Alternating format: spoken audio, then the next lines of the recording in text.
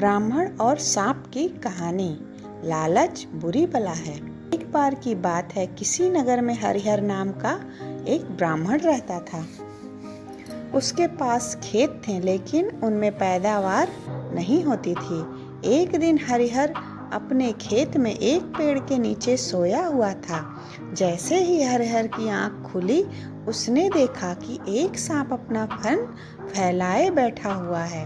ब्राह्मण को एहसास हुआ कि यह कोई साधारण सांप नहीं है, बल्कि कोई देवता है।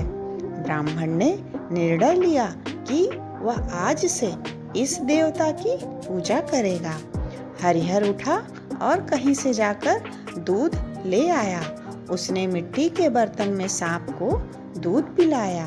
दूध पिलाते समय हरिहर ने सांप से क्षमा मांगते हुए कहा कि हे देव, मैं आज तक आपको साधारण सांप समझता रहा, मुझे माफ कर दीजिए। अपनी कृपा दृष्टि से मुझे बहुत सारा धन धान्य प्रदान करे प्रभु।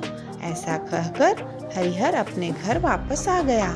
अगले दिन जब वह अपने खेत पहुंचा, तो उसने देखा कि जिस बर्तन में उसने कल सांप को दूध पिलाया था, उसमें एक सोने का सिक्का पड़ा हुआ है।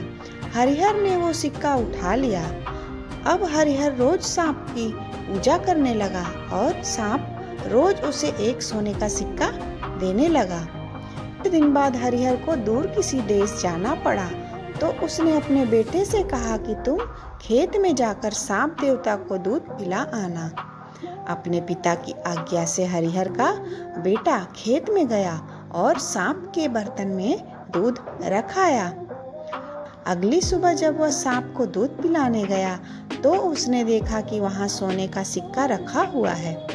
हरिहर के बेटे ने वो सोने का सिक्का उठा लिया और मन ही मन सोचने लगा कि जरूर इस सांप के बिल में सोने का भंडार है। उसने सांप के बिल को खोदने का फैसला किया, लेकिन उसे सांप का बहुत डर था। हरिहर के बेटे ने योजना बनाई कि जैसे ही सांप दूध पीने आएगा, तो उसे उसके सिर पर लाठी से वार करेगा, जिससे सांप मर जाएगा। सांप के मरने के बाद मैं तसल्ली से बिल खोदूंगा और उसमें से सोना निकालकर अमीर आदमी बन जाऊंगा।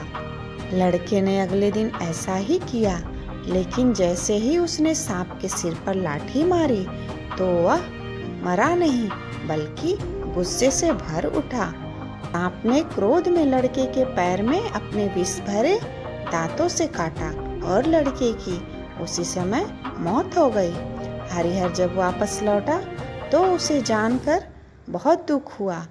दोस्तों, इस कहानी से हमें सीख मिलती है कि बच्चों, लालच का फल हमेशा बुरा होता है।